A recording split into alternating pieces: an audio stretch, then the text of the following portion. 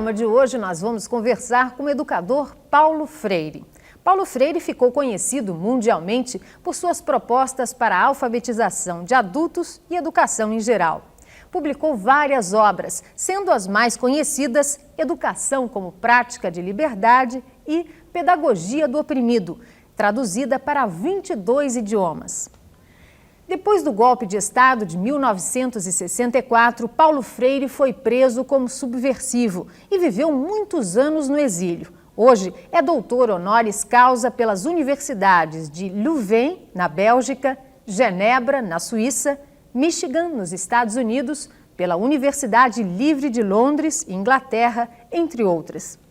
Professor, no Brasil existem mais de 30 milhões de pessoas vivendo em estado de miséria. O que vem primeiro, comida ou educação? Em primeiro lugar, essa é uma boa pergunta, porque a gente pode correr o risco, um pouco distanciado da realidade social, política, econômica, em que há fome e em que há a ignorância, a gente pode correr o risco de hipertrofiar, quer dizer, de reforçar uma ou a outra, por exemplo, e separá-las. Na medida em que você luta no sentido de comer, no sentido de obter meios, de inventar meios, criar meios para trabalhando, ganhar decentemente, e ganhando decentemente, comer o suficiente. Na medida em que você se engaja numa luta assim, ou engaja outros numa luta como essa, e em grandes aspectos você está fazendo educação também. Quer dizer, no fundo, a pergunta significa exatamente com educação, a educação chamada escolar ou educação sistemática.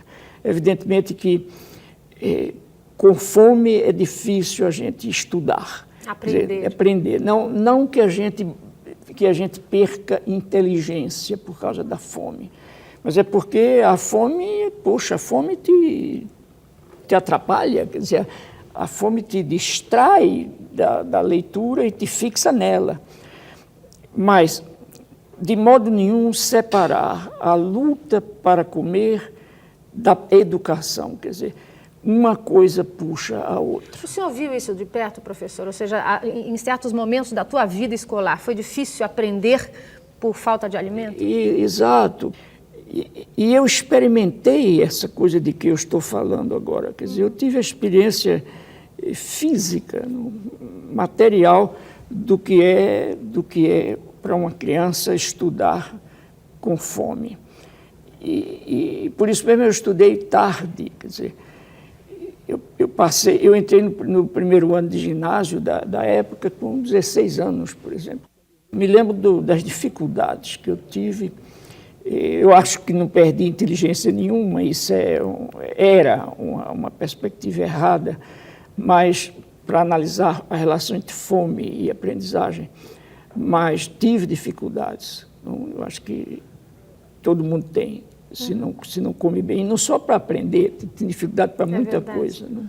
Professor, vamos falar um pouquinho sobre o fracasso escolar, que é um dos graves problemas da educação brasileira. Segundo o IBGE, apenas 22% dos estudantes conseguem completar o primeiro grau, né? O que leva ao fracasso escolar? Olha, o primeiro momento da minha tentativa de resposta à tua pergunta tem que ver com o próprio conceito de fracasso escolar.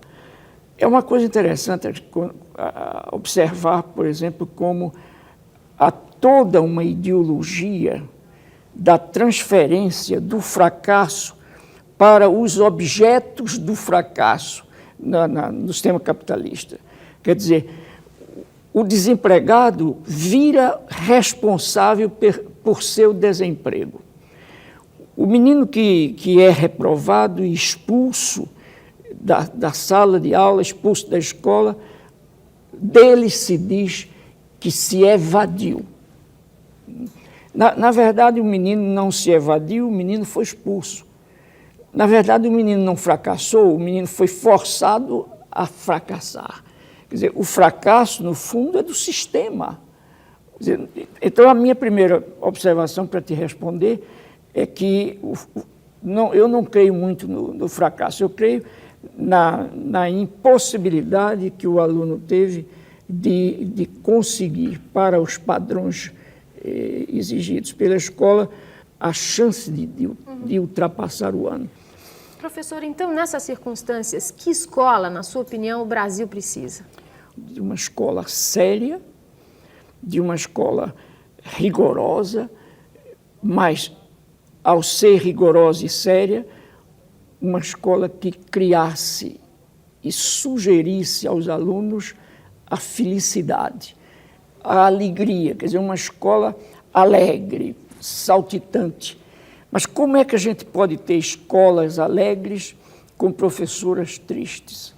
Quer dizer, eu não tenho dúvida nenhuma de que no país da gente, com déficits na educação tão alarmantes, é um absurdo que a gente chegue ao fim do século com a quantidade de meninos brasileiros e meninas brasileiras sem ter escolas.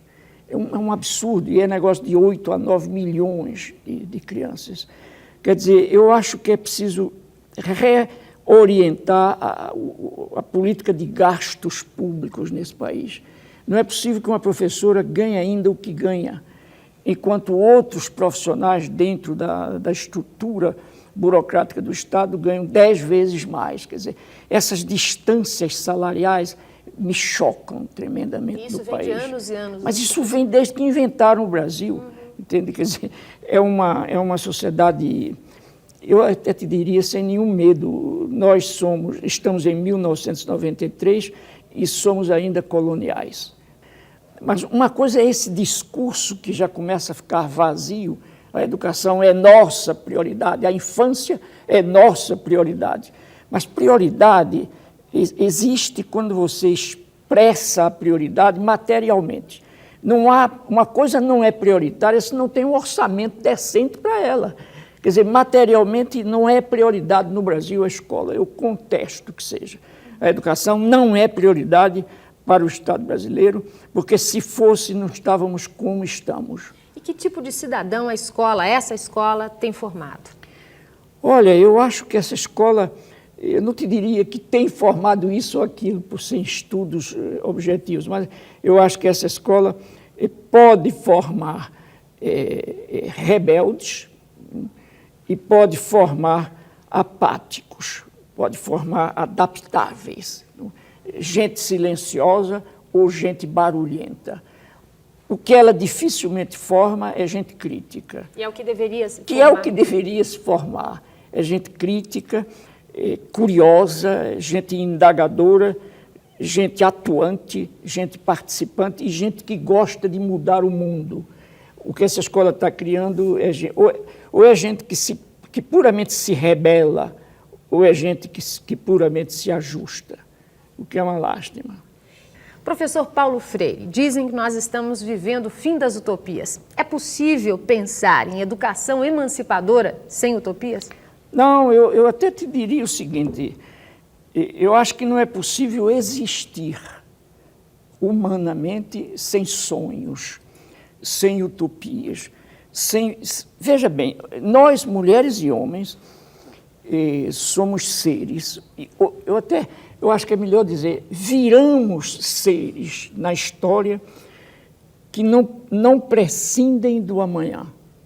Quer dizer, nós somos seres em busca sempre de um amanhã que, por sua vez, não está ali à espera da gente, mas que é o resultado do que a gente faça pela transformação do presente que a gente vive com a iluminação do ontem que a gente viveu.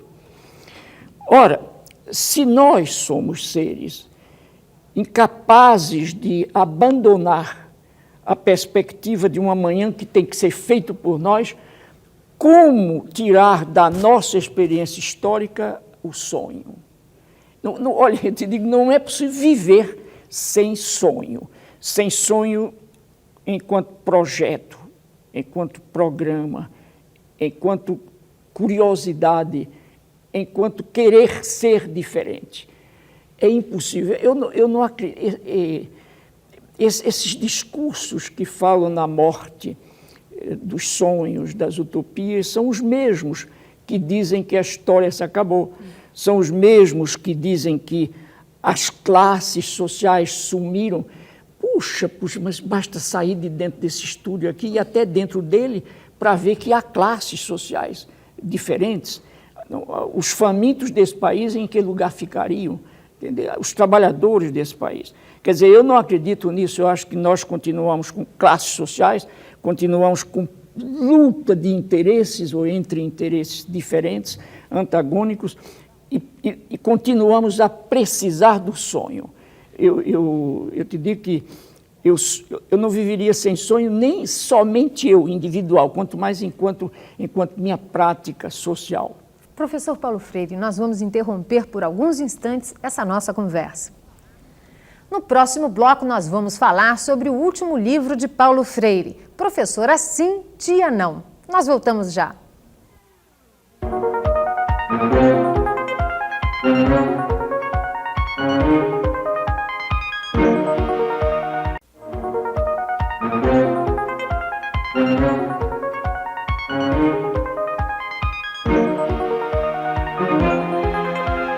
Nós voltamos a conversar com o educador Paulo Freire.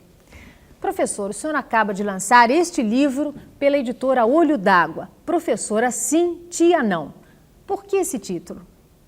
Esse título tenta, de um lado, desafiar as educadoras ou outros profissionais, e, em segundo lugar, esse livro, eu procurei entender o que é que há por trás desta ideologia desprofissionalizante da professora, chamando-a de tia, amaciando a posição da professora. Quer dizer, e até eu digo no livro, é como se, sendo a professora tia, não devesse ela fazer greve. Quem já se viu tia fazendo greve para sacrificar os sobrinhos. Na verdade, a professora deve fazer greve, quer dizer, a professora deve brigar, todos nós devemos lutar. É impossível estar no mundo, com o mundo, sem estar lutando para ser. A professora tem que testemunhar, inclusive, a seus alunos, a coragem da rebeldia também, a coragem de uma rebeldia crítica que deve ir ficando cada vez mais crítica no sentido da transformação da realidade injusta. Mas, por outro lado, eu também digo no livro que a professora que goste de ser chamada tia, eu não vou ficar triste com ela, entende? Quer dizer, ela pode continuar pedindo aos alunos que a chamem de tia, mas o que ela não pode desconhecer uma certa arapuca ideológica que está no seu apelido de professora, ou melhor, de tia, com o qual se tenta substituir a digna tarefa do ensino e da educação. Qual é o perfil do professor, da professora, do professor de uma escola pública de qualidade? Ora, eu acho que é muito difícil você fazer assim perfis absolutos, né? Porque até no ato de perfilar você revela de um lado poder, do outro sua opção política e ideológica. Mas eu acho que uma professora de uma escola séria é séria, não? Segundo, é uma professora competente e permanentemente envolvida na busca de ficar mais competente. É uma pessoa curiosa, justa, amorosa, quer dizer, uma professora que não tem medo de dizer que ama, que não tem medo de dizer que quer bem e de expressar o seu bem ao aluno, quer dizer, uma professora que ama também o que faz, que sabe por que faz, que indaga, que procura, que pesquisa. Quer dizer, no fundo, uma professora de uma escola tal como tu perguntaste, é uma pessoa viva e que não se satisfaz com jamais parar. Quer dizer, ela recusa o imobilismo, porque ela sabe que é só no fazer-se permanente que a gente se faz e refaz. Professor, o senhor fala muito sobre a questão do aprender e do ensinar. O que é aprender e o que é ensinar? Olha, eu acho, em primeiro lugar, é impossível compreender um ou o outro a não ser em relação um com o outro. Quer dizer, quando a gente busca compreender os dois na sua relação complementar, dialética, aí então a gente percebe que não há ensinar sem aprender e que não há aprender sem ensinar. Quer dizer, se eu te ensino algo, é porque eu estou ensinando a ti algo que eu aprendi e que eu continuo a aprender ao ensinar-te. E na medida em que tu, aceitando aprender, começas a aprender, tu começas a conhecer o aprendido. Quer dizer, não acho que seja uma coisa fácil para explicar com esse jogo de palavras aqui rapidamente num programa de televisão. Mas é preciso deixar muito claro que toda vez que a gente se oriente no sentido de entender o que é ensinar, como se fosse o ensinar, a transferência mecânica de um pacote deste lugar para aquele, quer dizer, sai o pacote de dentro de mim e entra no corpo dos educandos. Isso é um absurdo. Isso não é tarefa de gente, isso é tarefa de coisas. Professor, vamos falar um pouquinho sobre avaliação. O professor também deve ser avaliado? Eu partiria da seguinte afirmação: não há prática que não seja programada e que não seja avaliada. Quer dizer, toda prática implica o momento em que ela é programada e reprogramada, porque a prática é sendo programada, a prática e avaliada, a avaliação implica na reformulação da programação. Ora, o professor tem uma prática, então a prática do professor também deve ser avaliada. Não é que eu vim agora da Argentina e falei muito em evaluação, e aí agora estou confundindo. Eu não vejo por que o professor, inclusive, se ofenda por ter sua prática avaliada. Agora, o que é preciso é saber o que é avaliar. O que é preciso é saber quem avalia. Qual o papel da pessoa cuja prática está sendo avaliada no processo da avaliação da prática. Quer dizer, cabe ao professor também avaliar-se. Quer dizer, cabe ao professor saber o que faz, por que faz e como faz. A avaliação, no fundo, no meu entender, de natureza democrática, não é um processo realizado para punir, mas é um processo realizado para melhorar. O senhor defende a ideia de que as escolas precisam incorporar as novas tecnologias, a TV, o computador, no processo de aprendizagem? Claro. Eu acho que a primeira condição para uma educadora ou um educador ter o seu discurso válido é estar à altura de seu tempo. Quer dizer, uma educadora que nega a televisão, uma educadora que nega a computação, que nega o fax, não, que nega a máquina copiadora, não está à altura de seu tempo. Agora, o que é preciso é ter decisão política e competência científica para saber pôr todos esses instrumentos que a tecnologia avançada nos oferecem hoje a serviço de uma mente crítica. Quer dizer, não é possível você negar, em nome de um humanismo que seria um humanismo puramente caviloso, você negar a tecnologia. Porque a tecnologia, inclusive, não é obra de Satanás, é obra da gente. Quer dizer, foram os homens e as mulheres que fizeram a tecnologia para melhorar a vida. Agora, que ela seja usada para piorar a vida de alguns e melhorar a vida de poucos, esta aí é a questão política que está por trás da tecnologia.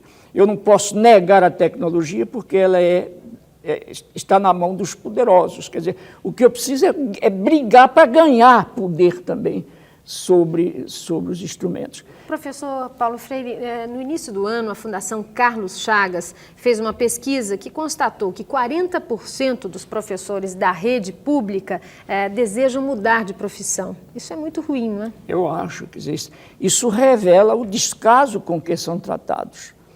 Quer dizer, o poder público, e veja bem, inclusive, quando eu digo isso, eu quero deixar claro também o seguinte, que eu não creio que nenhum homem ou nenhuma mulher que assuma o governo, o poder relativo do Estado, do município, do país, em um quatriênio, em um quinquênio, resolva esse problema. Porque nós teríamos que lutar contra os 500 anos de colonialismo que a gente tem, quer dizer, toda uma experiência de desrespeito à educação, de descaso à educação, em que a vontade política nossa para mudar não se constituiu ainda. Quer dizer, agora o que é preciso é que apareçam homens públicos, mulheres públicas, com a vontade realmente de mudar isso, para dar um testemunho de um começo de transformação. Porque eu não acredito, repito, que nós possamos continuar pagando a professoras salário mínimo, meio salário mínimo no Nordeste. Eu acabo de vir do Nordeste há uns 15 dias atrás e encontrei isso. Por isso é que, tu sabes, eu tenho uma convicção de que era preciso que todas as professoras do Brasil fechassem um dia as escolas. Era preciso que todos os educadores e educadoras do Brasil, e não apenas de uma cidade, fizessem uma greve de protesto nacional e falassem para o mundo, proclamassem o direito de sua justa ira, para que os homens públicos começassem a realmente perguntar-se o que é mesmo que significa prioridade, para nunca mais também dizer que a educação é prioritária e não ser prioritária. Professor, como o senhor avalia a sua própria evolução? Quando tu me perguntas isso hoje, eu me pergunto como responder honestamente a pergunta que me fazem agora. Eu te diria que eu estou contente com a minha presença ainda no mundo. Quer dizer, eu continuo, com os meus 72 anos agora, eu continuo inquieto. Eu não aceitei jamais me imobilizar, o que vale dizer que eu tenho permanentemente curiosidade. Eu me pergunto diariamente N coisas. Eu leio por causa das perguntas que me faço, N livros.